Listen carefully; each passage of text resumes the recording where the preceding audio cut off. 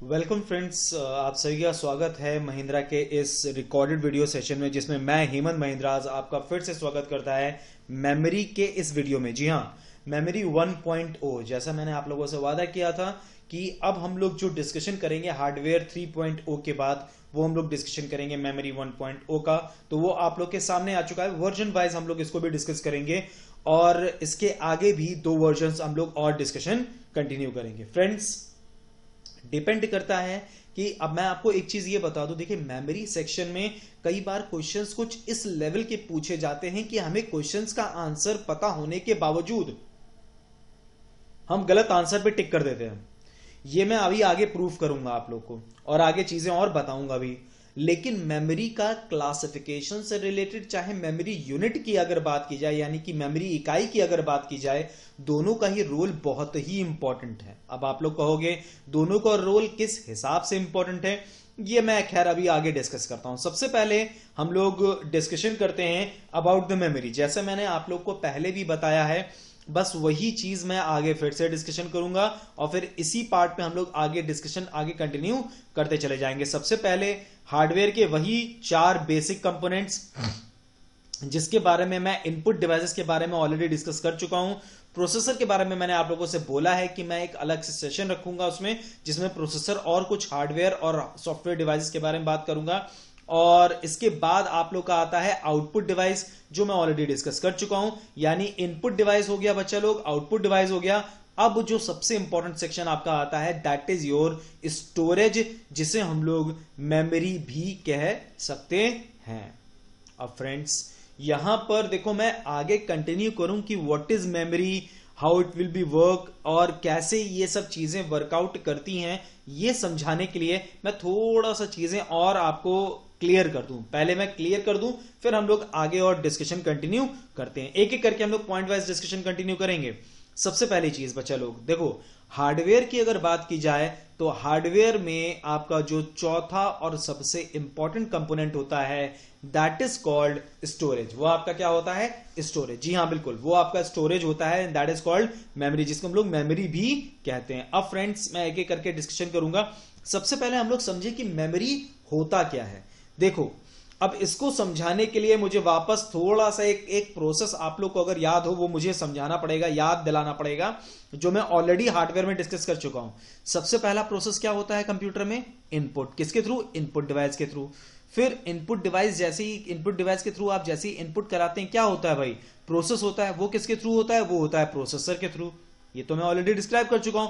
और meaningful information हम लोग को मिल जाती है आउटपुट डिवाइस के थ्रू, यानी रिजल्ट हमें किसके थ्रू देखने को मिलता है? आउटपुट डिवाइस के थ्रू। लेकिन फ्रेंड्स, ये जो प्रोसेस की हम लोग बात कर रहे हैं ना, या जो हम प्रोसेसर की हम लोग जो बात कर रहे हैं बच्चा लोग, इसके साथ साथ पैरेलली भी हमारा एक वर्क होता है, जिसको हम लोग बोलते हैं क्या?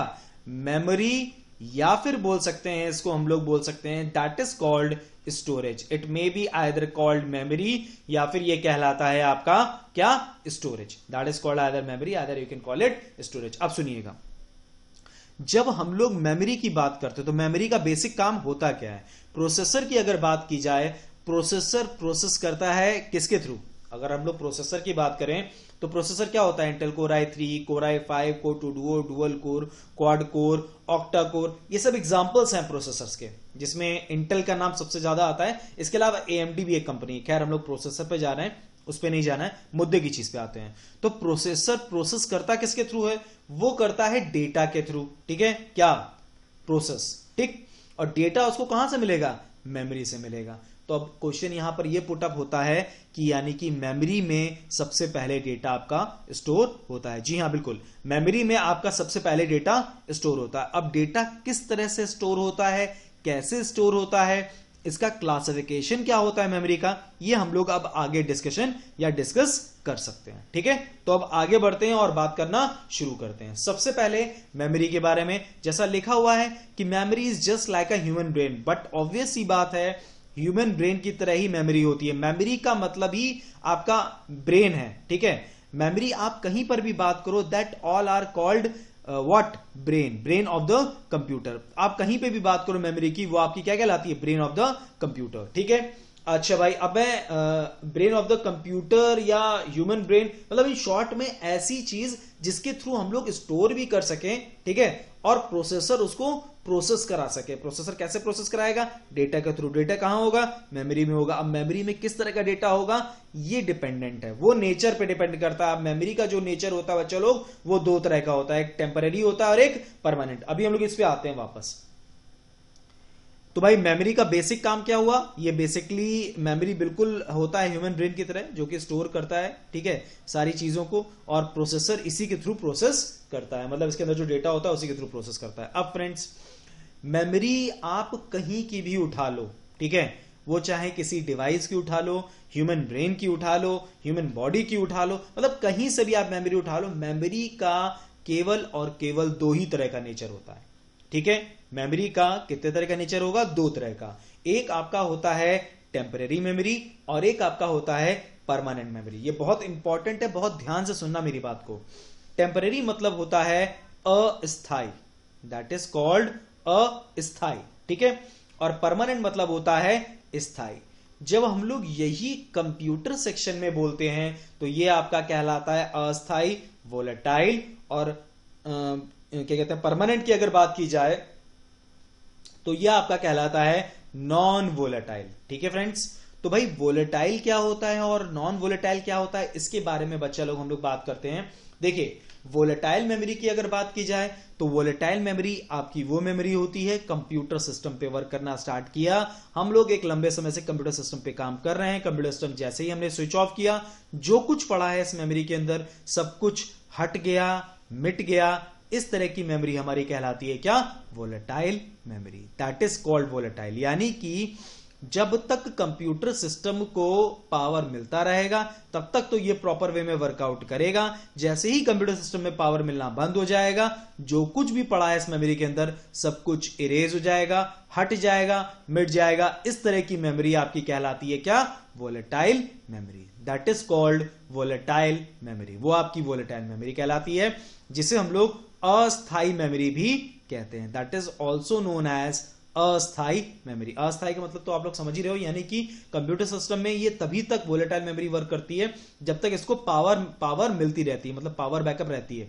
जैसे ही पावर मिलना बंद होगी, जो कुछ पड़ा है इस मेमोरी के अंदर वो सब कुछ इरेज हो जाएगा, हट जाएगा, मिट जाएगा। इस तरह की जो मेमोरी होती है वो आपकी कहलाती है क्या? Volatile memory, that is called volatile memory, ठीक है। और परमानेंट मेमोरी आपकी क्या होती है, जिसको हम लोग नॉन वोलेटाइल मेमोरी बोलते हैं। भाई एक बार हमने कोई भी चीज स्टोर कर दी तो वो तब तक स्टोर रहती है जब तक उसे हम खुद हटाते या मिटाते नहीं हैं। जी हां, बिल्कुल, मतलब कहने का है इसमें कंप्यूटर सिस्टम स्विच ऑफ या ऑन करने पे कोई भी फर्क नहीं पड़ता है, that is called non volatile memory, जिसको हम लोग स्थायी मेमोरी भी कहते हैं। It is also known as स्थाई। स्थाई मतलब परमानेंट मेमोरी, अस्थाई मतलब टेम्पररी मेमोरी। मैं एक बार फिर से रिपीट कर दे रहा हूं, पावर स्विच ऑफ होने पे जो कुछ पड़ा है मेमोरी में इरेज हो जाता है, हट जाता है, मिट जाता है। इस तरह की मेमोरी हमारी वोलेटाइल मेमोरी कहलाती है। नॉन वोलेटाइल इसका जस्ट अपोजिट होता है। एक बार आपने कोई भी चीज स्टोर कर दी तो वह तब तक स्टोर रहती है जब तक आप इसे खुद हटाते या मिटाते नहीं हो। यह आपकी कहलाती है नॉन वोलेटाइल, यानी कि परमानेंट। और वोलेटाइल क्या होता है भाई? टेम्पररी स्टोरेज एरिया, यानी कि अस्थाई मेमोरी एरिया, ठीक है। तो फ्रेंड्स, टेम्पररी मेमोरी या वोलेटाइल मेमोरी की अगर हम बात करें तो इसका जो उदाहरण होता है, इसका जो एग्जाम्पल होता है वो आपका होता है रैम, ठीक है, वो आपका क्या होता है? रैम। और परमानेंट मेमोरी की अगर हम बात करें, इसका जो उदाहरण होता है, जो एग्जाम्पल होता है, दैट इज कॉल्ड रोम। वो आपका क्या कहलाता है? रोम। रैम का फुल फॉर्म होता है रैंडम एक्सेस मेमोरी और रोम का फुल फॉर्म होता है रीड ओनली मेमोरी। बिल्कुल भी घबराने की जरूरत नहीं है, मैं अभी आप लोग को आगे भी चीजों के बारे में बताऊंगा। मतलब रैम और रोम लिखा हुआ है यहां पर, मैंने लिख जरूर रखा है, इसका मतलब ये नहीं कि बस यही दो एग्जांपल्स होते हैं, एग्जांपल्स और भी होते हैं, वो मैं पार्टीशन के थ्रू आप लोग को एकदम क्लियर, क्रिस्टल क्लियर कर दूंगा। तो बिल्कुल भी परेशान मत हो, बिल्कुल भी हैरान मत हो, ये सब चीजें मैं क्लियर करूंगा। तो भाई बस अब उस पार्ट को थोड़ा सा और क्लियर करके पहले देख लो कि भाई वोलेटाइल मेमोरी क्या होती है। वही चीज यहां पर कुछ मतलब लिखा हुआ है कंटेंट के तौर पे, तो बस वही चीज लिखी है जो मैंने आपको अभी समझाई है। It is a computer storage that only maintain its data while the device is powered on. Powered on, ये वर्ड बहुत इंपॉर्टेंट है, ठीक है, मतलब जब तक पावर ऑन रहता है तभी तक डिवाइस में डेटा रहेगा आपका। और RAM use for primary storage in personal computers as a volatile memory, वही चीज जो मैंने आपको बताया कि भैया रैम इसका एक बहुत बड़ा उदाहरण है। Random access memory, non volatile memory, it is a type of computer memory that has the capability to hold saved data even if the power is turned off. Power को आप स्विच ऑफ करो, switch on करो, इससे कोई फर्क नहीं पड़ता non volatile memory पे। एक बार आपने कोई भी डेटा इसमें स्टोर कर दिया तो वो तब तक रहता है जब तक आप उसे खुद इरेज या हटाते नहीं हो। That is called non volatile memory. और इसका जो उदाहरण होता है, इसका जो एग्जाम्पल होता है, that is your ROM, read only memory. ये तो आपके सामने लिखा ही हुआ है फ्रेंड्स। तो अब आगे बढ़ते हैं हम लोग और आगे बात करना स्टार्ट करते हैं। तो फ्रेंड्स, जैसा हम लोग डिस्कशन कर रहे थे इसी पे अब डिस्कशन आगे कंटिन्यू करते हैं। भाई वोलेटाइल मेमोरी मैंने आपको बताई रैम है, नॉन वोलेटाइल मैंने बताया रोम है। और अब हम लोग इसी पार्ट पे आगे बढ़ते हैं। जैसा मैंने आपको बताया मेमोरी का बेसिक वर्क क्या होता है, what is the basic work of the memory, और उसके बाद फिर मैंने आपको बताया कि बेसिकली नेचर क्या होता है मेमोरी का, ठीक है, that is your volatile and non volatile. और वोलेटाइल और नॉन वोलेटाइल क्या होता है ये मैंने आप लोग के सामने डिस्क्राइब किया।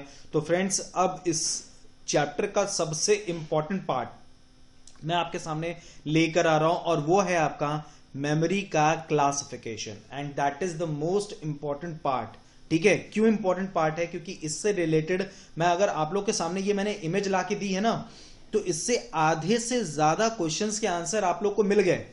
ठीक है, जैसे कि कुछ पॉइंट्स पे क्वेश्चंस कैसे पुटअप किया जाता है और कुछ क्वेश्चंस के आंसर आप लोग को इस चैप्टर के एंड होते होते मतलब अंत होते होते आप लोग को पता चल जाएंगे। तो वो बिल्कुल भी परेशान होने की जरूरत इस जगह पे नहीं है। तो भाई मेमोरी का जो क्लासिफिकेशन है ना, वो इसके थ्रू पूरा एक फुल्ली स्ट्रक्चर क्लियर हो गया है। देखो फ्रेंड्स, मैं फिर से एक बात क्लियर कर दे रहा हूं।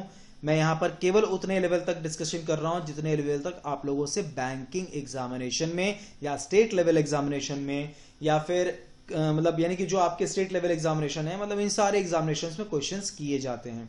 अन्यथा बहुत सी चीजें और भी हमारी आती हैं। ठीक है, चलिए अब आगे बात करते हैं। सबसे पहली चीज आप लोगों ने देखा मेमोरी के बेसिक दो क्लासिफिकेशन है। सबसे पहला क्लासिफिकेशन क्या है? प्राइमरी मेमोरी, और दूसरा क्या है आपके सामने? Secondary memory. प्राइमरी मेमोरी के दो पार्ट आपके सामने आ रहे हैं, एक है आपका सीपीयू मेमोरी और एक है आपका मेन मेमोरी। सीपीयू मेमोरी के अंदर आपका आ रहा है CPU register and cache memory. Main memory के अंतर्गत आपका आ रहा है रैम एंड रोम, जहां रैम का दो पार्ट है, एक है S RAM and D RAM. ROM के तीन पार्ट हैं, P ROM, EP ROM and EEP ROM. Secondary storage में बेसिक चार क्लासिफिकेशन है या चार पॉइंट हम लोग बोल सकते हैं जिसके बिहाफ पे हम लोग डिस्कशन करते हैं। लेकिन यही एकमात्र आधार नहीं है, इसके अलावा भी और तरीके होते हैं। जैसे एक्सेस मेथड के आधार पे भी आप कई किताबों में क्लासिफिकेशन देखोगे, वो भी बिल्कुल करेक्ट है, वो भी मैं अभी डिस्कस करूंगा वो क्या होता है और कैसे होता है, उसके बारे में कैसे हम लोग पॉइंट आउट करके डिस्कशन कर पाते हैं। ओके फ्रेंड्स, तो जैसा हम लोग डिस्कशन कर रहे थे उसी डिस्कशन को हम लोग आगे कंटिन्यू करते हैं। तो भाई सेकेंडरी स्टोरेज में जैसा मैंने अभी आपको बताया कि भैया और भी आधार हैं, तो वो खैर हम लोग आगे डिस्कशन करेंगे, वो इतना इंपॉर्टेंट नहीं है। अभी फिलहाल हम लोग समझ लें चीजों को। देखिए, मैग्नेटिक डिस्क एक आधार होता है, ऑप्टिकल डिस्क एक आधार होता है, magnetic tape, flash memory. Basic ये चार आधार होते हैं जिसके आधार पे हम लोग सेकेंडरी स्टोरेज को डिवाइड करते हैं या विभाजित करते हैं, हम लोग बोल सकते हैं। इसके अंदर उदाहरण कौन कौन से होते हैं या कह सकते हैं एग्जांपल्स आपके कौन कौन से होते हैं, तो वो भाई आपका हार्ड डिस्क होता है मैग्नेटिक डिस्क में, फ्लॉपी डिस्क होता है मैग्नेटिक डिस्क में। ऑप्टिकल डिस्क की अगर बात की जाए तो भाई सीडी होता है, डीवीडी होता है, बीआरडी होता है। एक और चीज होती है वो हम लोग डिस्कशन करेंगे अभी आगे, जब हम लोग डिस्कशन करेंगे ना तो उसमें मैं वो चीज आप लोग के सामने रखूंगा। हालांकि वो इतना इंपॉर्टेंट नहीं है क्योंकि एग्जामिनेशन में अभी तक के पेपर में तो नहीं पूछा गया है। ठीक है भैया, आगे की कोई गारंटी ले नहीं सकता। अब नेक्स्ट हम लोग अगर बात करें तो मैग्नेटिक टेप आता है। टेप में आप मैग्नेटिक टेप में जो आपका एग्जांपल है that is your tape drive. अब ये टेप ड्राइव क्या होता है ये भी समझाऊंगा मैं आप लोग को। अगर मैं छोटा सा एक एग्जांपल लूं तो आप लोग को याद होगा पुराने जमाने में हम लोग टेप रिकॉर्डर का इस्तेमाल करते थे, जिसमें हम लोग चलाते थे जो हम लोग के कैसेट्स चला करते थे, जिसमें रील वाले कैसेट्स हुआ करते थे। तो वो हमारा मैग्नेटिक टेप का एक महत्वपूर्ण और एक इंपॉर्टेंट एग्जाम्पल है। और भाई इसके बाद आपका आता है फ्लैश मेमोरी। फ्लैश मेमोरी के दो बेसिक आपके एग्जाम्पल या उदाहरण हम लोग कह सकते हैं, एक आपका मेमोरी कार्ड होगा और एक आपका कहलाएगा क्या, pen drive. First one is called memory card and another one is called pen drive. तो फ्रेंड्स ये जो मैंने आपके सामने बेसिक आधार रखा है, इसी को मैं पॉइंट आउट करके और आगे बात करना शुरू करता हूं।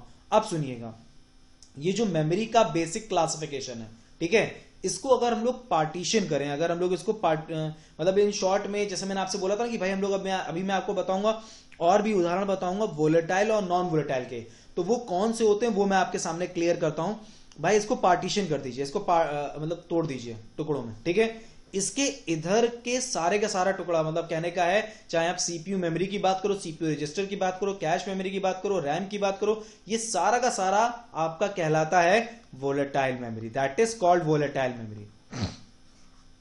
और रोम के इधर का पूरा पूरा पोर्शन आपका कहलाएगा क्या, non volatile memory, that is called non volatile memory. ये आपका कहलाएगा नॉन वोलेटाइल मेमोरी। तो इन शॉर्ट में अगर हम लोग बात करना स्टार्ट करें बच्चा लोग, तो वोलेटाइल मेमोरी हमारी कौन कौन सी होगी, रजिस्टर हो गया, कैश हो गया, रैम हो गया, एस रैम, डी रैम, ये सब हमारी क्या है, वोलेटाइल। वही कंप्यूटर सिस्टम स्विच ऑफ किया, जो कुछ पड़ा है सब कुछ इरेज हो गया, हट गया, ठीक है, that is volatile. Non volatile क्या हुआ, इसका जस्ट अपोजिट हुआ भैया, जैसा मैंने अभी आपको बताया था कि भैया वो हमारी क्या हो जाती है, परमानेंट स्टोरेज हो जाती है, that is called permanent storage. तो इन शॉर्ट में देखो फ्रेंड्स, मैं यही चीज आप लोग को बताने की कोशिश कर रहा हूं। अब ये इससे जानते हैं, इससे आपको एक चीज ये क्लियर हो गई कि आपकी कौन सी चीज क्या होती है, मतलब कहने का यहां पर यह है कि मतलब कौन सी मेमोरी आपकी वोलेटाइल है और कौन सी मेमोरी आपकी नॉन वोलेटाइल है, ये तो आपको क्लियर हो ही गया, ठीक है।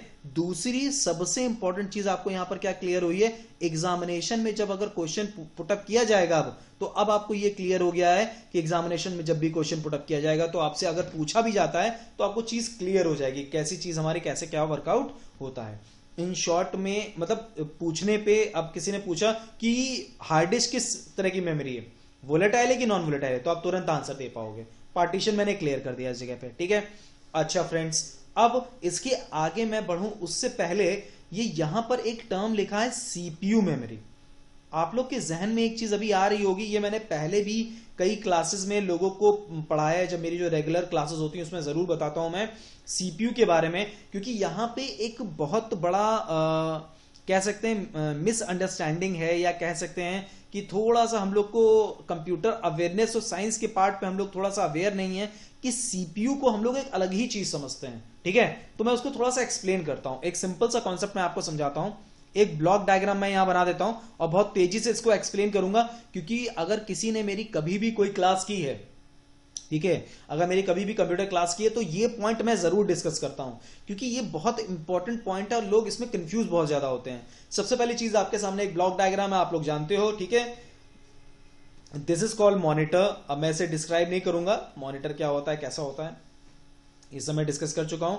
ये आपका होता है कीबोर्ड, ठीक है, कीबोर्ड क्या होता है ये भी मैं डिस्कस कर चुका हूं, उसके बारे में तक हम लोग डिस्कशन कर चुके हैं। माउस क्या होता है ये भी मैं डिस्कशन कर चुका हूं, that is also we know that, ठीक है। और इसके बाद आपका आता है क्या, सीपीयू। ये नाम जो बार बार आता है ना सीपीयू, फ्रेंड्स पहले तो मैं एक बात को क्लियर कर दूं, असल में ये सीपीयू, ये बॉक्स सीपीयू नहीं है, this box is named as system unit, ठीक है। पहली बात तो ये समझ लो, ये बॉक्स आपका कहलाता है सिस्टम यूनिट, ठीक है। और सिस्टम यूनिट बॉक्स आपका कहलाता है, इस बॉक्स को जब आप लोग ओपन करते हो तो उसके सामने एक बोर्ड आता है, उसमें एक बोर्ड आता है, उसके जस्ट ऊपर एक इंटरनल फैन लगा होता है, ये सिंक फैन होता है, इसी के जस्ट नीचे एक छोटी सी चिप होती है, यही चिप आपकी कहलाती है क्या, सीपीयू कह सकते हैं, या फिर इसे और साधारण भाषा में बोल दें हम लोग तो हम लोग कह सकते हैं माइक्रो प्रोसेसर, या फिर it is also known as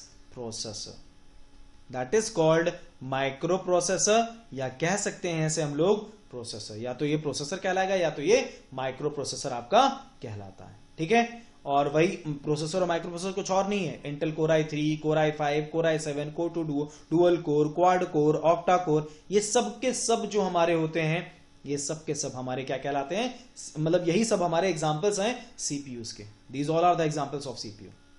तो इन शॉर्ट में एक बहुत कॉमन सी चीज हम लोग से पूछी गई है, वही कॉमन चीज मैं आप लोगों के सामने डिस्कशन कर रहा हूं। तो भाई मैंने ये बात क्यों बताई आप लोग को, ताकि आप लोग समझ सको कि भैया यहां पर सीपीयू हम इस कैबिनेट की बात नहीं कर रहे हैं, हम उस छोटे से चिप की बात कर रहे हैं, ठीक है। और अगर हम उसकी मेमोरी की बात करें तो उस सीपीयू मेमोरी की यहां पर बात हो रही है। दैट्स वाई मैंने आप लोग को ये एक्सप्लेन किया यहां पे, और कोई वजह नहीं है यहां पे एक्सप्लेन करने की।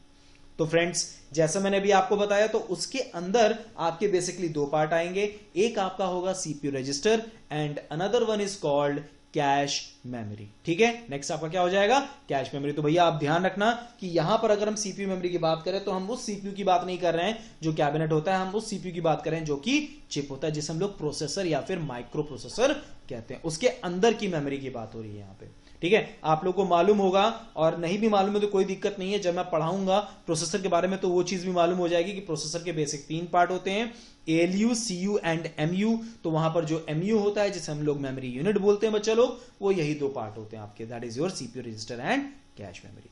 तो बिल्कुल भी घबराने की जरूरत नहीं है, आगे हम लोग इसी पे डिस्कशन आगे कंटिन्यू करेंगे आगे, ठीक है। चलिए फ्रेंड्स अब डिस्कस आगे कंटिन्यू करते हैं। तो भाई ये हो गया आप लोग का सीपीयू मेमोरी, और ये क्या था, मेन मेमोरी, इसके रैम और रोम। अच्छा अब क्या नेक्स्ट क्वेश्चन आता है, इसमें एक बहुत इंपॉर्टेंट क्वेश्चन आता है जो कई बार पूछा भी गया है, ठीक है। सबसे पहला क्वेश्चन, सबसे तेज मेमोरी कौन सी होती है, ठीक है। इतना पूरा क्लासिफिकेशन भरमार लिखी हुई है, अब इसमें किसी ने क्वेश्चन कर दिया भैया ये बता दो सबसे तेज मेमोरी कौन सी होती है, तो मैं इसको क्लियर कर दूं, सबसे तेज मेमोरी तो भाई हमारी सीपीयू रजिस्टर ही होती है, that is your fastest memory, ठीक है भाई। ऑब्वियस सी बात है कि अगर हम फास्टेस्ट की यानी कि सबसे तेज की बात करेंगे तो हमें सबसे धीमी की भी बात करनी होगी। तो भाई सबसे धीमी मेमोरी कौन सी होती है, तो सबसे धीमी जो मेमोरी आपकी होती है that is your magnetic tape, that is your magnetic tape. तो भाई देखो अब बहुत इंपॉर्टेंट पॉइंट हमारे सामने निकल के आया। सबसे पहली चीज कि वोलेटाइल क्या है, नॉन वोलेटाइल मेमोरी कौन सी है इस क्लासिफिकेशन में, और अब इस क्लासिफिकेशन में सबसे तेज मेमोरी स्पीड के आधार पे और सबसे धीमी मेमोरी स्पीड के आधार पे हमारे सामने आ गई है, ठीक है। सबसे तेज होती है सीपीयू रजिस्टर और सबसे धीमी होती है मैग्नेटिक टेप। अच्छा बच्चों लोग एक चीज और है, आप लोग के जहन में एक चीज और आ रही होगी, बहुत लोगों के जहन में आ रही होगी, सोच रहे होंगे सर ये आप बार बार बोले स्लोएस्ट मेमोरी मैग्नेटिक टेप होती है और फास्टेस्ट सीपीयू रजिस्टर होती है, लेकिन फास्टेस्ट तो हम लोग अधिकतर सुनते हैं कि कैश मेमोरी होती है। तो अब बच्चा लोग उसका आंसर भी मैं आपको समझाता हूं कैसे। आपको अगर ध्यान हो तो मैंने शुरुआत में ही बोला था कंप्यूटर में कि कई बार हमें उसका उत्तर, कंप्यूटर के प्रश्नों का उत्तर उनके विकल्पों से देना पड़ता है, ठीक है। कई बार ऐसे भी प्रश्नों के उत्तर होते हैं, तो उस जगह पे क्या करना होगा ये हमें समझने की जरूरत है। देखिएगा जैसे अगर हम लोग मेमोरी की बात करना स्टार्ट करें बच्चा लोग, तो जो आपका मेमोरी होता है, मेमोरी का एक तरह का चैप्टर है, मतलब मेमोरी की अगर हम बात करें तो इसमें आप क्वेश्चन पूछा गया which of the following is the fastest memory unit, यानी कि विच of the following is the fastest memory, सबसे तेज मेमोरी आपकी कौन सी होती है। तो भाई उसमें ऑप्शंस आपके सामने आया, पहला ऑप्शन आपके सामने आया रजिस्टर, ठीक है। दूसरा ऑप्शन आपके सामने आया कैश,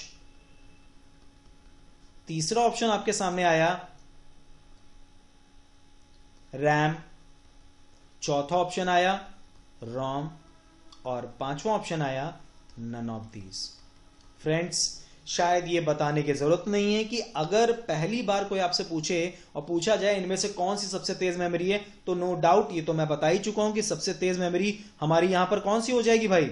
अगर हम बात करें तो हमारी यहां पर आंसर क्या हो जाएगा, register is the correct answer. उस जगह पे तो register is the correct answer, लेकिन मान लीजिए रजिस्टर ऑप्शन में ही नहीं है, ठीक है। मान लीजिए रजिस्टर ऑप्शन में है ही नहीं, ठीक। तो अब आपसे पूछा गया which of the following is the fastest memory unit, तो यहां पर बच्चा लोग जो आंसर होगा वो answer no doubt cache memory is the correct answer, क्योंकि रजिस्टर के बाद जो सबसे तेज मेमोरी होती है that is your cache memory, ठीक है। और आप लोग क्यों कैश मेमोरी आप लोग के जहन में आ रहा होगा, आप लोग के दिमाग में आ रहा होगा, क्योंकि आप लोग 90% जो क्वेश्चन देखते हो ना उसमें ऑप्शन ही रजिस्टर नहीं देखते हो, उसमें ऑप्शन ही कैश मेमोरी देखते हो, इसीलिए सब जगह आप लोग आंसर क्या देखते हो, कैश मेमोरी। और हमारी आदत पड़ी हुई है कि भैया हम लोग कंप्यूटर को अगर पढ़ेंगे तो भैया वही एमसीक्यूज हम लोग लगा लेते हैं उससे हमारे क्वेश्चंस का आंसर हमें मिल जाता है, हमें क्या जरूरत है कुछ और पढ़ने की।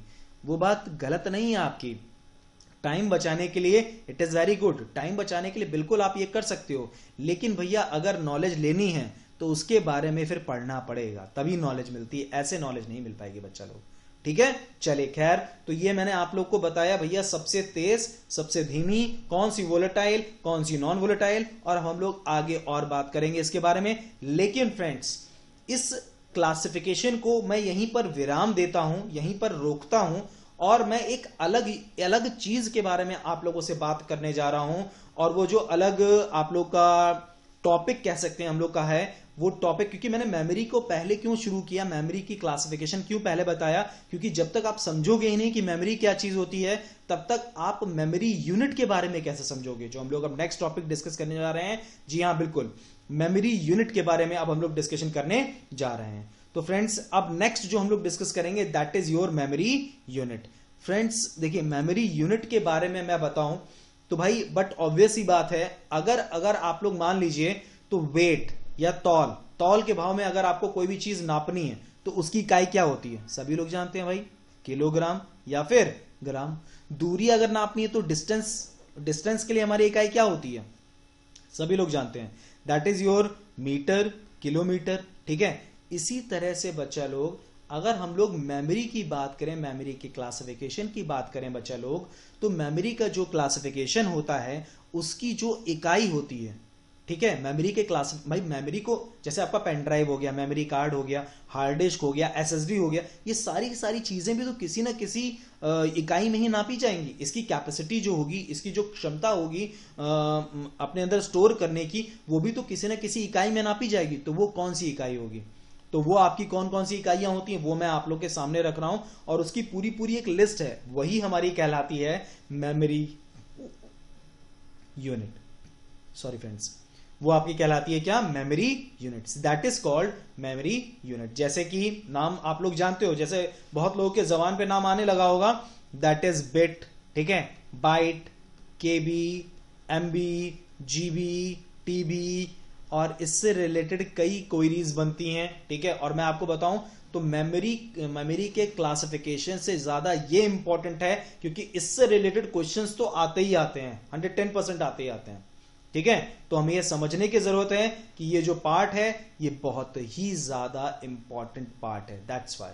ठीक है, तो फ्रेंड्स हम लोग इसका डिस्कशन करेंगे, अभी हम लोग इसके बारे में डिस्कशन और आगे कंटिन्यू करते हैं। तो फ्रेंड्स, जैसा मैंने अभी आप लोग को बताया कि भैया मेमोरी का जो अब हम लोग पार्ट डिस्कस करने जा रहे हैं वो अब आपका है मेमोरी का यूनिट। ठीक है, और मेमोरी यूनिट क्या होता है वो मैंने आपके सामने रखा कि भैया मेमोरी की कैपेसिटी को नापने के लिए हम लोग जिस तरह की इकाई का इस्तेमाल करते हैं, that is called memory unit. वो हमारी कहलाती है क्या, मेमोरी यूनिट। वही पॉइंट आपका सबसे पहला पॉइंट लिखा हुआ है, memory unit is used to measure the capacity of memory. Memory की कैपेसिटी को नापने के लिए, भापने के लिए हम लोग एक तरह की इकाई का इस्तेमाल करते हैं, that is called memory unit. बहुत कॉमन सी चीज है। ठीक है, अच्छा फ्रेंड्स, अब इसके बाद सेकंड पॉइंट जो लिखा हुआ है, अगर आप लोग गौर करें तो क्या लिखा है, smallest memory unit is bit.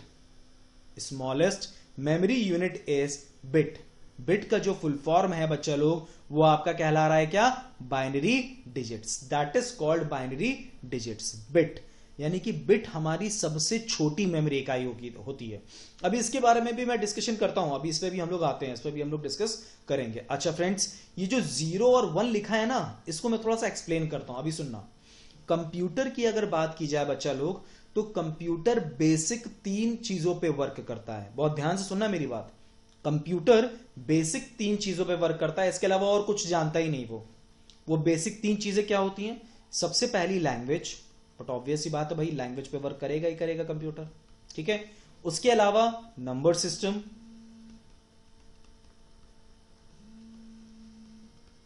Number system के अलावा अगर हम लोग डिस्कशन करें तो भाई सबसे पहले हमारा क्या हो गया, लैंग्वेज, फिर हमारा क्या हुआ, नंबर सिस्टम हुआ। नंबर सिस्टम के बाद हम लोग का क्या आया भाई, नंबर सिस्टम के बाद अगर हम लोग बात करें तो सिग्नल्स की बात होती है, दैट इज योर सिग्नल्स। ठीक है फ्रेंड्स, तो अभी डिस्कस करते हैं इसी पे हम लोग। हाँ तो फ्रेंड्स, जैसा हम लोग डिस्कशन कर रहे थे उसी डिस्कशन में आगे कंटिन्यू करते हैं कि भाई लैंग्वेज जो हमारा होता है, जो कंप्यूटर समझता है, वो लैंग्वेज हमारी कौन सी होती है? That is your machine level language, that is your machine level language. ठीक है, मशीन लेवल लैंग्वेज हमारा कंप्यूटर समझता है। अभी हम लोग लैंग्वेज का पूरा पूरा अलग से एक चैप्टर पढ़ेंगे, नहीं, हम लोग लैंग्वेज में सी और सी प्लस प्लस और जावा इनकी कोडिंग नहीं पढ़ने लगेंगे। मैं केवल और केवल एक स्ट्रक्चर बताऊंगा आप लोगों की लैंग्वेजेस कौन कौन सी हम लोग इस्तेमाल करते हैं और उससे रिलेटेड क्वेश्चंस कैसे पुट अप होते हैं, केवल इन सब चीजों के बारे में जानकारी। तो भाई नंबर सिस्टम की अगर हम लोग बात करें तो नंबर सिस्टम में हम लोग का क्या होता है? नंबर सिस्टम में अगर हम बात करें तो भाई बाइनरी नंबर सिस्टम इसमें होता है, जिसमें हम लोग इस्तेमाल करते हैं बाइनरी नंबर सिस्टम का।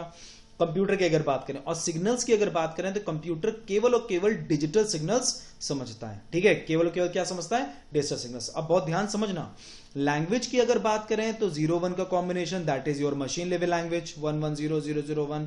ठीक है, that is your machine level language, ये आपका मशीन लेवल लैंग्वेज हो गया।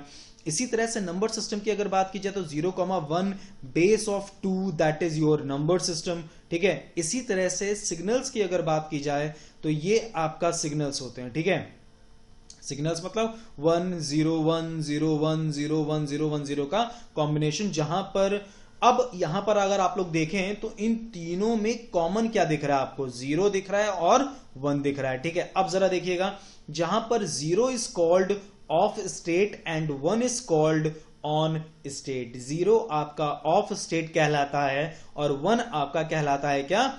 On state. 0 आपका ऑफ स्टेट है and 1 is called on state. ठीक है, 0 is called off state and 1 is called on state. और फ्रेंड्स मैं आपको एक चीज और बता दूं, कंप्यूटर केवल और केवल 0-1 का कॉम्बिनेशन ही समझता है, वो नहीं पहचानता आप क्या लिखते हो, वो नहीं जानता आपने नंबर लिखा है कि साइन लिखा है कि आपने क्या लिखा है, डजंट मैटर, उसके लिए कोई मैटर नहीं करता। उसके लिए केवल और केवल ये बाइनरी नंबर सिस्टम या डिजिटल सिग्नल या लैंग्वेज में मशीन लेवल लैंग्वेज ही इंपॉर्टेंट है, जो कि वर्क करता है 0-1 के कॉम्बिनेशन पे। अगर आपने ए भी लिखा है तो वो ए नहीं पहचानेगा, उस ए का बाइनरी नंबर सिस्टम ही पहचानेगा। वो 0-1-0-1 कॉम्बिनेशन में कितना भी हो सकता है। It's totally dependent upon the criteria, वो क्राइटेरिया पे डिपेंड करता है क्या चीज आपकी वर्कआउट उस जगह पे की गई है। तो भाई ये है आपका क्या, जो हम लोग डिस्कशन अभी कर रहे थे, 0 और 1 का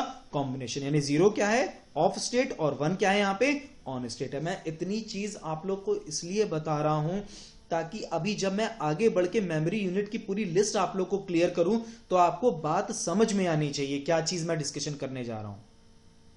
तो भाई सबसे पहली चीज, सबसे छोटी मेमोरी यूनिट हमारी कौन सी होगी? That is your bit, that is your bit, सबसे इंपॉर्टेंट चीज है आपकी, दैट इज योर बिट। अब भाई आगे बढ़ते हैं, अब नेक्स्ट आगे कंटिन्यू किया जाए।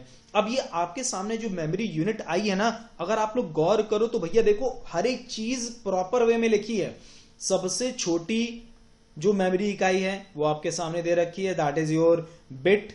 ठीक है, सबसे छोटी। सबसे बड़ी यहां पर योटा बाइट लिखी है, YB जिसको हम लोग बोलते हैं। ठीक है फ्रेंड्स, अब सुनिएगा, इसमें हर एक का जो क्लासिफिकेशन है या कह सकते हैं जो हम लोग की सीरीज है वो वर्कआउट करिए। बिट के ऊपर निबल, निबल के ऊपर बाइट, बाइट के ऊपर केबी, फिर एमबी, एमबी के ऊपर जीबी, जीबी के ऊपर टीबी, टीबी के ऊपर PB, then EB, then ZB, और सबसे एंड में आपका क्या आ रहा है? YB। अब फ्रेंड्स यहां पर एंड नहीं है, इसके ऊपर भी है, लेकिन हमसे जो रिलेटेड क्वेश्चंस होते हैं ना बच्चों लोग, वो केवल और केवल कितने तक पुटअप होते हैं? 1 TB तक पुटअप होते हैं भैया। लेकिन यू नेवर नो कब क्वेश्चन और आगे बढ़ जाए, क्वेश्चन का लेवल कहां तक पहुंच जाए, ये कोई नहीं जानता। ठीक है, तो यू कांट से, आप ये कह नहीं सकते कि क्वेश्चन का लेवल कहां तक जाएगा और किस लेवल तक क्वेश्चन पूछे आप लोगों से जा सकते हैं। ठीक है फ्रेंड्स, तो हम लोग उसकी बात नहीं करते, अब हम लोग मुद्दे की बात पे आते हैं। जो हम लोग मुद्दे की बात कर रहे थे उसके बारे में अब हम लोग डिस्कशन करना शुरू करते हैं।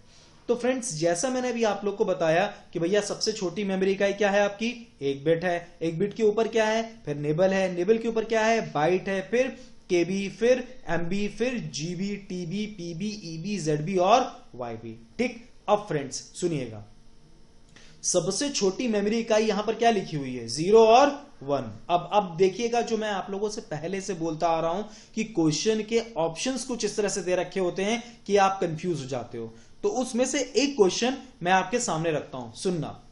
जैसे अगर मैंने यहां पे लिखा, ध्यान सुनिएगा,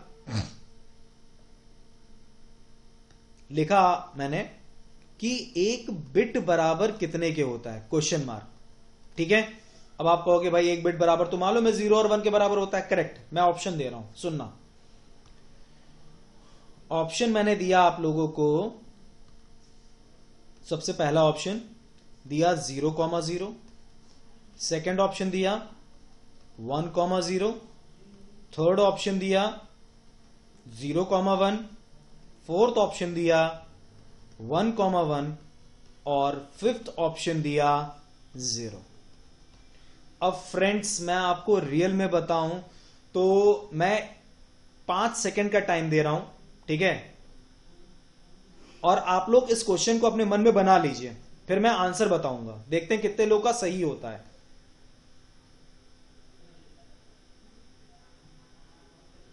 ठीक, सोच लिया आप लोगों ने क्या आंसर है? अब मैं आपको इसका करेक्ट आंसर बताता हूं। इसका करेक्ट आंसर होगा fifth option is the correct answer. जी हां, बिल्कुल, fifth option is the correct answer. यहां पर हो सकता है बहुत से लोगों ने जो आंसर दिया हो वो सेकंड भी दे सकते हैं, हो सकता है कुछ लोगों ने थर्ड दिया हो, कुछ लोग ये भी कहेंगे भैया सबके सब सही हैं, ठीक है। अब अगर ऐसा कुछ भी आपके जहन में आ रहा है तो भाई ये जो लिखा है ना, ये जो लिखा है एक बिट बराबर कितने के होता है, इसको एक बार जरा रीड करिएगा, क्या लिखा हुआ है जरा ध्यान दीजिएगा। एक बिट बराबर होता है 0 और 1, या तो 0 या फिर 1, या तो 0 या फिर 1, यानी कि इन दोनों में से कोई एक इज द करेक्ट आंसर। मतलब यानी कि या तो 0 होगा या फिर क्या होगा, 1 होगा। इन दोनों में से कोई एक आपका आंसर होगा, दोनों आंसर आपके सही नहीं होंगे, ठीक है।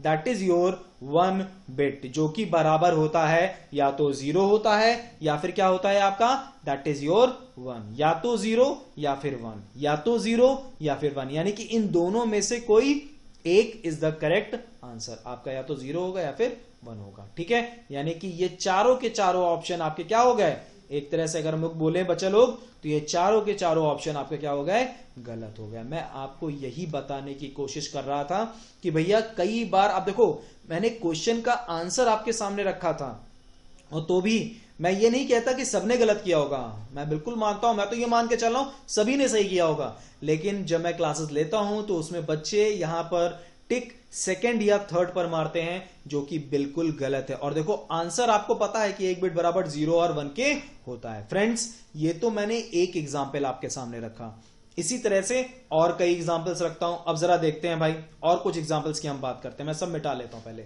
अब सुनिएगा एक और एग्जाम्पल, मैंने अगर लिखा कि भैया 2 बाइट बराबर, 2 बाइट बराबर, अगर क्वेश्चन मैंने किया 2 byte 2 byte is equals to how many nibbles, how many nibbles, how many nibble, nibble कितने के बराबर होगा, मतलब 2 बाइट बराबर होगा तो कितने निबल के होगा। अब पहले तो ये चेक करो कि एक निबल बराबर कितना होता है, पहले यहां पर ये चेक करने की जरूरत है कि एक निबल बराबर कितना होता है, एक निबल बराबर होता है 4 बिट के। और फिर अब ये चेक करो कि एक बाइट बराबर कितना होता है, एक बाइट बराबर होता है 8 बिट के, यानी कि 2 बाइट बराबर भैया कितना हो जाएगा, 2 बाइट बराबर हो जाएगा 16 बिट, ठीक है। और 16 बिट की अगर हम बात करें तो भैया अगर हम 2 बाइट पे ही अड़े रहे, यानी कि यहां पर जो हमारा आंसर यहां पर जो आएगा वो हमारा 16 बिट हो जाएगा। और जैसा हम समझ पा रहे हैं कि भैया 16 बिट हमारा कितने के बराबर हो गया, 4 निबल के बराबर हो गया। तो इन शॉर्ट में अगर हम देखें, क्योंकि 4 चौको 16 होता है भाई, ऑब्वियस सी बात है कि भाई यहां पर अगर हम बात करें एक निबल की, तो एक निबल 4 बिट के बराबर है और एक बाइट बराबर 8 बिट है, तो यहां पर अगर हम बात करेंगे तो 16 बिट हो जाएगा। तो 4 चौको कितना होता है, 16 होता है। तो भैया यहां पर 16 बिट बराबर कितने निबल हुए, 4 निबल हुए, ठीक है। इसी तरह से 2 बाइट बराबर आपका कितना हो जाएगा, 4 निबल के बराबर हो जाएगा। फ्रेंड्स मैं आप लोग को केवल और केवल ये समझाने की कोशिश कर रहा हूं कि क्वेश्चन कितने घुमा के पूछे जाते हैं। कई बार मैं वही बार बार बात बोल रहा हूं कि क्वेश्चन ऐसे ही घुमा फिरा के पूछे जाएंगे और आप कंफ्यूज हो जाओगे उस जगह पे, ठीक है। तो ये क्राइटेरिया दिमाग में बना के चलना कि किसी भी लेवल पे किसी भी तरीके से क्वेश्चन पुट अप हो सकता है। आपको ये चीज समझाना पड़ेगा, सॉरी समझना पड़ेगा, समझाना नहीं सॉरी समझना पड़ेगा, समझाना तो मुझे पड़ेगा आप लोगों को जैसा मैं समझा रहा हूं। ठीक है, तो अब देखो 2 बाइट बराबर 4 निबल हो गया। अब इसी तरह से और भी क्वेश्चंस आप लोग के बन सकते हैं। अब आप लोग खुद क्वेश्चंस बना सकते हो। अब अगर मैं यहां पर एक क्वेश्चन आप लोगों से अगर डिस्कस करूं तो 1 बाइट बराबर, अगर हम लोग 1 बाइट की बात करें, 1 बाइट की अगर हम लोग बात करें, या मैं अगर यहां पर एक और बात करता हूं, अगर मैं बात करूं, हाँ 1 मिनट, अब एक क्वेश्चन बना, सुनना। एक क्वेश्चन आया कि हाफ बाइट बराबर कितने के होगा? Half byte equals to how many? Half byte बराबर इक्वल्स टू हाउ मेनी? यहां पर मैं 5 सेकेंड फिर दे रहा हूं। अब आप लोग के जहन में एक चीज ये आ रही होगी कि सर ने पिछली बार ऑप्शन दिया, आपकी बार ऑप्शन क्यों नहीं दिया? क्योंकि भैया ये बहुत आसान क्वेश्चन है। क्यों भैया? 1 बाइट बराबर कितने बिट होता है? यहां पे सामने लिखा हुआ 1 बाइट बराबर 8 बिट है, तो मैंने हाफ कर दिया उसको, तो 8/2 कर दो। यार भैया ये तो बहुत ही साधारण सी गणित है। हाफ बाइट किया तो कितना हो गया? 4 बिट हो गया। और 4 बिट बराबर कितना होता है भैया? हाफ बाइट का मतलब क्या है? अगर आप हाफ बाइट को बोलो तो 4 बिट भी तो बोल सकते हो। 4 बिट बोल दिया तो 4 बिट कितने के बराबर हो गया भाई? 1 निबल के बराबर हो गया। तो भाई 1 निबल बराबर कितना हो गया आपका? 4 बिट के बराबर हो गया। तो हाफ बाइट बराबर क्वेश्चन मार्क अगर लगा हुआ है तो आप बोल सकते हो 4 bit is equals to 1 nibble. यानी कि आप इनडायरेक्ट वे में ये भी बोल सकते हो कि हाफ बाइट बराबर होता है 1 निबल के। आप ये भी कह सकते हो 1 निबल के बराबर होता है।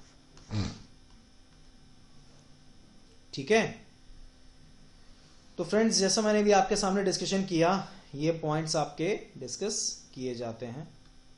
ठीक है, हाफ बाइट आपका बराबर होता है 1 निबल के। It is equivalence to 1 nibble. Half byte equals to question mark 4 bit equals to 1 nibble. Half byte जो आपका बराबर होता है वो 1 निबल के बराबर होता है। क्यों हाफ बाइट 1 निबल के बराबर होता है? क्योंकि हाफ बाइट की अगर बात की जाए तो भैया वो कितना हो गया? 4 बिट हो गया। और 4 बिट कितने के बराबर होता है? 1 निबल के बराबर होता है। ऐसे ही कई क्वेश्चंस पुटअप होते हैं। ठीक है फ्रेंड्स, तो अगर आप लोग देखें तो मेमोरी यूनिट काफी हद तक आप लोग के दिमाग में, आप लोग के जहन में आ गई होगी, और हम लोग इस पर डिस्कशन और भी आगे करते रहेंगे। टेंशन मत लीजिए, ऐसे कई क्वेरीज, ऐसे कई क्वेश्चंस हम लोग के सामने आते रहेंगे, तो बिल्कुल भी घबराने की जरूरत नहीं है। इस पे तो हम लोग डिस्कशन ऐसे ही करते रह सकते हैं, कोई इशू नहीं है उसमें। ठीक है, तो फ्रेंड्स जैसा मैं आप लोगों से डिस्कशन कर रहा था, अभी उसी डिस्कशन को और आगे कंटिन्यू करता हूं। एक क्वेश्चन और कर लेते हैं हम लोग लास्ट टाइम, उसके बाद फिर हम लोग आगे बढ़ेंगे। एक इंपॉर्टेंट पॉइंट और है, वो डिस्कस करने के बाद फिर हम लोग आगे बढ़ेंगे भाई। तो वो जरा एक क्वेश्चन और डिस्कस कर लेते हैं, देखते हैं। क्वेश्चन है 2 GB बराबर कितने MB के होता है? बहुत आसान है भाई। 2 GB बराबर कितने MB के होता है? फिर 5 सेकंड दिया मैंने।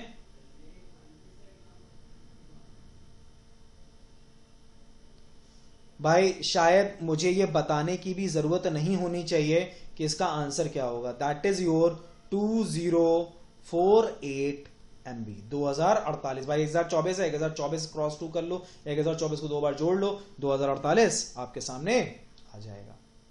ठीक है, ठीक, तो ये आपका क्वेश्चन बनता है। इसी तरह से ऊपर नीचे दाएं बाएं करके कई बार क्वेश्चंस होते हैं। अच्छा एक चीज और, बिट का फुल फॉर्म कई बार पूछा जाता है, आदमी गलत कर देता है उसे, तो मैं इसको क्लियर कर दे रहा हूं। वो खैर आप इससे पहले देख भी चुके हो, बिट का जो फुल फॉर्म होता है that is your binary digits. ठीक है फ्रेंड्स, तो फ्रेंड्स ये है आपकी मेमोरी यूनिट, लेकिन अभी ये कंप्लीट नहीं हुई है। अभी इसमें एक बहुत इंपॉर्टेंट पॉइंट है, वो पॉइंट भी मैं आप लोगों के साथ डिस्कस कर लूं, फिर आगे और बढ़ता हूं मैं उसके बारे में, और डिस्कशन आगे कंटिन्यू करता हूं। और ये पॉइंट कई बार पुटअप किया गया है, डायरेक्ट वे में पुटअप किया गया है, एज इट इज पूछ लिया जाता है कई बार। ठीक है, तो वो क्या पूछा जाता है जरा देख लेते हैं भाई। तो भाई पूछा यह जाता है कि 1 billion byte is equals to 1 gigabyte, और 1 million byte is equals to 1 megabyte. लेकिन इसमें ये जो टर्म लिखा है ना अप्रॉक्स, ये बहुत इंपॉर्टेंट है, जिसको हम लोग बोलते हैं क्या? लगभग। ये लगभग जो टर्म आ रहा है ना, ये बहुत ही ज्यादा महत्वपूर्ण और इंपॉर्टेंट है। ऐसा क्यों है इसको मैं अभी क्लियर करता हूं, अभी मैं क्लियर करता हूं आप लोगों को।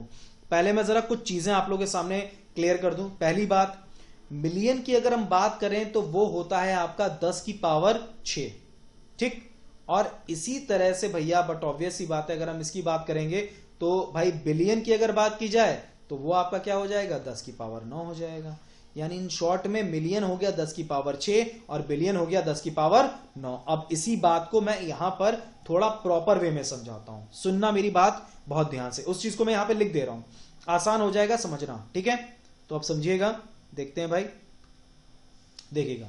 लिखा है, मतलब बताया, पूछा गया, बोला गया है 1 बिलियन बाइट लगभग बराबर है 1 जीबी के, पहला पॉइंट, ठीक। इसी तरह से 1 मिलियन बाइट बराबर है लगभग 1 एमबी के, ठीक। अब फ्रेंड सुनिएगा, देखिएगा और समझिएगा इस चीज को। देखो 1 जीबी 1 एमबी, अब जरा समझना और सुनना।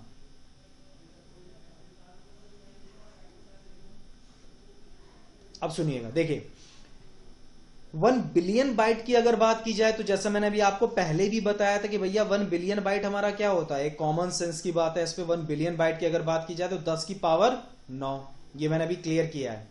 और 1 मिलियन कितना होता है, 10 की पावर 6, ठीक। और ये दोनों की दोनों बात जो हो रही है, लगभग की बात हो रही है, अप्रॉक्स की बात हो रही है। तो अब सुनिएगा और समझिएगा और फिर आगे हम लोग इंप्लीमेंट करेंगे इसको, समझिएगा।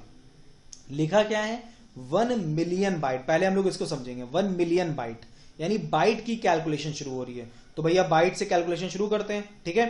बाइट की अगर बात की जाए तो यहां पर आप देख सकते हो बाइट की जो कैलकुलेशन हमारी शुरू हो रही है, इसमें 1024 दे रखा है। इस 1024 को मैंने लिखा लगभग 1000, ठीक है। लगभग 1000 का मतलब कितना हो गया भैया, 10 की पावर 3 हो गया। ये तो बट ऑब्वियस सी बात है, एक कॉमन मैथ, ये तो नॉर्मल मैथमेटिक्स है, ठीक है। इसी तरह से ये भी 10 की पावर 3 हुआ, लगभग है। ये सारी बातें जो मैं कर रहा हूं ये सब कुछ लगभग है। 10 की पावर 3, 10 की पावर 3 बनता चला जाएगा, ऐसे ही बनता चला जाएगा ऊपर तक, ठीक है। लगभग क्योंकि बात कर रहा हूं। अब जरा समझना, मैंने क्या कहा कि 1 मिलियन बाइट जो बराबर है वो 10 की पावर 6 के बराबर है। तो भाई अब जरा अगर आप गौर करें तो देखिएगा 10 की पावर 3 और 10 की पावर 3 दोनों को आपस में हमने मिला दिया, वैल्यू कितनी आ गई, 10 की पावर 6। और ये कितने के बराबर है, 1 एमबी के बराबर है, 1 मेगाबाइट के। और शायद यही चीज बोली गई है कि 1 मिलियन बाइट, कहा यही गया यहां पे कि 1 मिलियन बाइट आपका बराबर होता है 1 एमबी के। वही चीज आ गई यहां पे, ये देखिए 1 एमबी बराबर हो गया 1 मिलियन बाइट, क्योंकि 10 की पावर 3, 10 की पावर 3, 10 की पावर 3 वैल्यू कितनी आ गई, 10 की पावर 6। और ये बाइट से कैलकुलेशन शुरू हो रही है, दैट्स वाई आपके कितने के बराबर हो गया, 1 एमबी के बराबर हो गया। 1 million byte is equals to approximate, लेकिन ये सारी वैल्यूज अप्रोक्स हैं, लगभग है, इक्वल नहीं कह सकते, लगभग इक्वल है, ठीक है, अप्रोक्सीमेटली इक्वलेंट है, ठीक है। अच्छा भाई, इसी तरह से जब हमने मिलियन बाइट की बात कर दी तो भाई बिलियन बाइट क्या होगा, 10 की पावर 6 तो हमारे पास ऑलरेडी है, 10 की पावर 3 और ऐड हो गया, तो भाई वैल्यू कितनी आ गई, 10 की पावर 9। और ये कितने के बराबर है, 1 जीबी के बराबर है। आपका वही चीज यहां पे लिखी हुई है, 1 बिलियन बाइट बराबर होता है लगभग कितने के, 1 जीबी के बराबर होता है आपका। That is called what, 1 GB. 1 GB बराबर होता है आपका कितने के, 1024 एमबी के बराबर होता है, वो तो ठीक है, लेकिन 1 बिलियन बाइट बराबर लगभग कितने के होता है, 1 जीबी के होता है। और 1 बिलियन होता कितना है, वो होता है 10 की पावर 9, लगभग 10 की पावर 9 कैसे हुआ, वो मैंने आपके सामने प्रूफ ही किया। बाइट से कैलकुलेशन शुरू करेंगे, 10 की पावर 3, 10 की पावर 3, 10 की पावर 3, 10 की पावर 9 हो जाएगा। तो फ्रेंड्स बात समझ में आ रही है, that is called what, that is called billion byte, and in the lower section it is called million byte. एक हो गया मिलियन बाइट और एक हो गया बिलियन बाइट, ठीक है फ्रेंड्स। तो ये मैंने आप लोग के सामने रखा, ये आपका कहलाता है मेमोरी यूनिट, जो कि कई बार रिलेटेड इससे क्वेरीज की जाती हैं। ये देखिए यहां पर क्वेरी की जाती है, एग्जैक्टली ऐसे ही पूछ लिया जाता है, बोला जाता है 1 बिलियन बाइट लगभग कितने के बराबर होता है, तो 1 जीबी के अप्रोक्सीमेटली बराबर होता है। 1 मिलियन बाइट लगभग कितने के बराबर होता है? 1 MB के अप्रोक्सीमेटली बराबर होता है। तो भाई कई बार इससे रिलेटेड क्वेश्चंस आते हैं और हम कंफ्यूज हो जाते हैं। दैट्स वाई मैंने इसको प्रॉपर वे में आपके सामने यहां पर एक्सप्लेन कर दिया। इससे पहले मैंने मेमोरी यूनिट भी एक्सप्लेन किया आप लोग को। तो भाई ये चीजें आपकी प्रॉपर वे में एक्सप्लेनेशन के साथ आती हैं। और मैं एक चीज और बताऊं आपको, मैं रियल में बता रहा हूं, इस जो मेमोरी यूनिट है, जो मेमोरी इकाई है, इससे रिलेटेड क्वेश्चंस 100% पूछा ही पूछा जाता है अगर क्लर्क लेवल का पेपर है तो, और कंप्यूटर उसमें प्रॉपर वे में आ रहा है सेक्शन वाइज तो।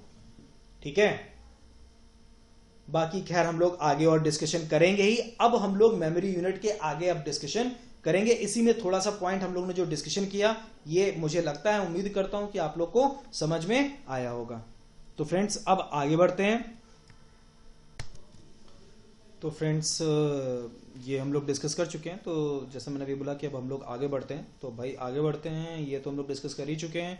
तो अब जो हमारा पार्ट आने वाला है, वो पार्ट अब हमारा आने वाला है भाई, जैसा आप लोग जानते हो कि मेमोरी 1.0 अब खत्म होने पे है, मतलब, और अब इसके बारे में जो अब हम लोग डिस्कशन, मतलब इसमें जैसा मैंने आपको वादा किया हुआ है कि हर सेक्शन में, मतलब हर स्लाइड में या हर वीडियो में आपको एक एमसीक्यू का सेक्शन जरूर मिलेगा, और वो 5-5 क्वेश्चन से ही मैं आगे बढ़ा रहा हूं। तो भाई 5 क्वेश्चन फिर आपके सामने आते हैं और उसके बारे में अब हम लोग डिस्कशन करेंगे। तो भाई एमसीक्यू फिर से आ रहा है आपके सामने, मल्टीपल चॉइस क्वेश्चंस, और ये मेमोरी से रिलेटेड आपका एमसीक्यू है, मेमोरी 1.0 से रिलेटेड आपका एमसीक्यू है। तो फ्रेंड्स अब आगे कंटिन्यू करते हैं और बात करना शुरू करते हैं। तो भाई सबसे पहला क्वेश्चन है, ये है आपके सामने, Which of the following is the largest memory unit? निम्नलिखित में से कौन सी सबसे बड़ी मेमोरी यूनिट है?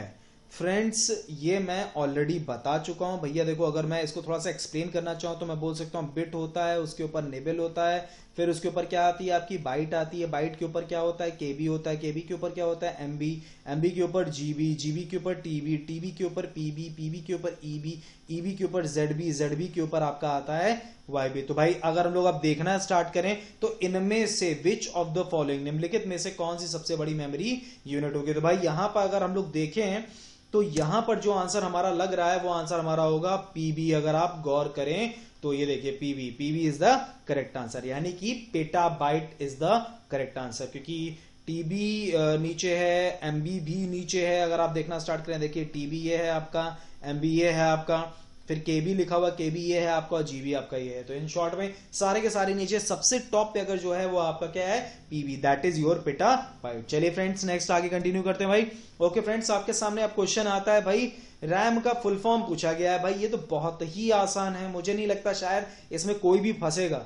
ये बहुत बहुत आसान, मतलब इन शॉर्ट में मुझे तो लगता है इजी से भी इजी लेवल के क्वेश्चंस हैं जो इसमें हैं, जो हम लोग डिस्कशन कर रहे हैं। ठीक है, क्योंकि स्टार्टिंग अभी जस्ट पढ़ाने का किया है, इसलिए दैट्स व्हाई इतने इजी क्वेश्चन है। खैर, रैम का फुल फॉर्म होता है भाई random access memory, random access memory. इसमें अगर किसी को कंप्यूटर की नॉलेज नहीं भी है तो भी लोग नॉर्मली इसके बारे में जानते ही हैं, दैट इज योर रैम। क्योंकि भैया मोबाइल फोन में हम लोग यूज करते हैं, अपने लैपटॉप में यूज करते हैं, और आज के टाइम पे आप किसी भी फील्ड के बंदे हो, फिर वो चाहे अकाउंट्स के हो, इकोनॉमिक्स के हो, मतलब इन शॉर्ट में किसी भी फील्ड के बंदे हो, आपको कंप्यूटर तो चाहिए ही चाहिए। और कंप्यूटर चाहिए तो रैम भैया अच्छा होना ही चाहिए। इसके बारे में आप लोग को मैं अभी आगे बताऊंगा भी क्यों रैम होना जरूरी है, ज्यादा कैपेसिटी वाला रैम होना क्यों जरूरी है। खैर, तो फ्रेंड्स रैम का फुल फॉर्म क्या हो गया? That is your random access memory. चलिए फ्रेंड्स नेक्स्ट आगे कंटिन्यू करते भाई। ओके, ये क्वेश्चन थोड़ा सा अलग है, pick the odd one out. अब यहां पर देखो, यहां पर आपको कुछ इस तरह की चीजें पिक करनी पड़ती हैं जिसमें सबसे ज्यादा क्लियर चीज आपको दिखाई दे रही हो उसमें। जैसे कि अगर हम बात करें तो इसमें प्राइमरी सेकेंडरी का भी दायरा हो सकता है, ये भी हो सकता है कि कौन सी इंटरनल मेमोरी कौन सी एक्सटर्नल मेमोरी, ये भी पॉसिबिलिटी हो सकती है इसके अंदर। ठीक है, अगर फ्रेंड्स अगर हम इंटरनल एक्सटर्नल के हिसाब से भी देखें और प्राइमरी और सेकेंडरी के हिसाब से भी देखें तो भी हमारा एक ही आंसर बन रहा है, and that is pen drive. अगर आप इंटरनल मेमोरी की बात करो तो भाई CPU register, cache memory, RAM और रोम, ये सब के सब आपके इंटरनल होते हैं, और साथ साथ में ये सब के सब आपकी प्राइमरी मेमोरीज हैं। मैंने आपको क्लासिफिकेशन जो पढ़ाया था उसमें अगर आप लोगों ने डिस्कस किया हो, उसमें अगर आप लोगों ने प्रॉपर वे में ध्यान से देखा हो, तो मैंने आप लोग को उसमें ये साफ साफ क्लियर किया था कि भैया रैम हो, चाहे रोम हो, चाहे सीपीयू रजिस्टर हो, चाहे कैश मेमोरी हो, these all are the examples of primary memory. और एकमात्र एक एग्जांपल है आपका पेन ड्राइव, जो कि सेकेंडरी स्टोरेज में फ्लैश मेमोरी का परफेक्ट एग्जांपल है। दैट्स वाई यहां पर जो pick the odd one out में जो आंसर होगा वो आपका होगा पेन ड्राइव। चले फ्रेंड्स, नेक्स्ट आगे कंटिन्यू करते हैं भाई। तो ये तो थर्ड वन हो गया। अब आपका आता है फोर्थ ऑप्शन इज देयर। लिखा है which of the following is the example of flash memory. निम्नलिखित में से कौन फ्लैश मेमोरी का उदाहरण है? इनमें से कौन सा फ्लैश मेमोरी का उदाहरण है? तो फ्रेंड्स, जैसा मैंने अभी आपको बताया कि भैया इन सब में फ्लैश मेमोरी का जो बेसिक उदाहरण है, बेसिक उदाहरण भाई देखो, अगर मैं आप लोग को बताऊं ना तो फ्लैश मेमोरी के बेसिकली अगर आप देखें दो ही उदाहरण हम लोग मैंने वहां पे लिखे भी हैं। एक लिखा हुआ है पेन ड्राइव और एक लिखा हुआ है मेमोरी कार्ड। तो शायद मुझे यहां पर आंसर बताने की जरूरत नहीं है, आप लोग समझ सकते हो। यहां पे आंसर आपका क्या हो जाएगा, that is your memory card. तो भाई memory card is the correct answer. तो भाई यहां पर क्या हो गया, मेमोरी कार्ड हो गया। अच्छा, एक चीज मैं आपको और क्लियर करूं, फिर वही चीज, ये सबके सब प्राइमरी मेमोरी के ही एग्जांपल्स आपके होते हैं। These all are the examples of primary memory. चलिए भाई नेक्स्ट, ये अगर आप लोग को ध्यान हो तो मैंने प्रॉपर वे में समझाया है कि भैया 1 मिलियन बाइट क्या होता है, कितने के बराबर होता है। अगर अभी भी नहीं क्लियर होगा तो भैया बड़ी दिक्कत हो जाएगी, क्योंकि बिल्कुल ऐसे ही क्वेश्चन पुट अप होता है कि 1 million byte is equals to approximately कितने के बराबर होता है, लगभग कितने के बराबर होता है। तो 2 इज मतलब उसके बाद फिल इन द ब्लैंक से आपका 1 million byte fill in the blanks के बराबर होता है। तो भाई यहां पर जो आंसर आपका आ जाएगा दैट इज योर 1 MB, जिसे हम लोग बोलेंगे क्या, mega bite. That is called mega bite. ठीक है, that is your mega bite. अच्छा चलो मैं आप लोगों से एक क्वेश्चन और कर ले रहा हूं। यहां पर मिलियन की जगह मान लीजिए बिलियन लिखा होता तो आंसर क्या होता? 5 सेकेंड। एग्जैक्टली वहां पर जो आपका आंसर होता भाई, अगर बिलियन की कोई बात करे, 1 billion byte is equals to how many, कितना होगा, तो वहां पर आपका आंसर क्या हो जाएगा, 1 GB is the correct answer. लेकिन यहां पर जो आपका आंसर होगा वो आपका होगा 1 million byte is equals to 1 MB के बराबर होगा। तो भाई ये सब कुछ जो बात हो रही है ना, ये सबके सब में एक चीज जुड़ी हुई है भैया, वो ध्यान रखना, अप्रोक्सीमेटली। ठीक है, लगभग, ये लगभग है जो भी कुछ है बराबर। ठीक है, ये हमेशा ध्यान रखना। तो फ्रेंड्स, ये आपका 5th क्वेश्चन है और इसी के साथ हम लोग आज अपने मेमोरी 1.0 को कंप्लीट करते हैं, समाप्त करते हैं यहीं पे। और बहुत जल्द अब हम लोग मेमोरी 2.0 भी लेकर आएंगे, वो आपका नेक्स्ट सेशन में, नेक्स्ट वीडियो में आप लोग को मिलेगा। और उसमें हम लोगों ने जो मेमोरी का क्लासिफिकेशन शुरू किया था, खत्म नहीं किया था, वहां पे हम लोगों ने शुरू किया था, उसी शुरू किए मेमोरी के क्लासिफिकेशन को हम लोग आगे कंटिन्यू करेंगे। तो फ्रेंड्स, बहुत जल्द हम लोग इसके बारे में डिस्कशन कंटिन्यू करेंगे। तो मेमोरी 1.0 यहीं पे समाप्त होता है, इस उम्मीद में कि मेमोरी 2.0 हम लोग शुरू करेंगे जल्दी, और उसको जल्दी जल्दी कंप्लीट करके फिर हम लोग मेमोरी का पूरा चैप्टर मेमोरी 3.0 के द्वारा खत्म करेंगे। तो फ्रेंड्स, आज के लिए बस इतना ही। उम्मीद करता हूं जो भी समझाया है वो आपको समझ में आया होगा। Thank you very much to all and have a nice day.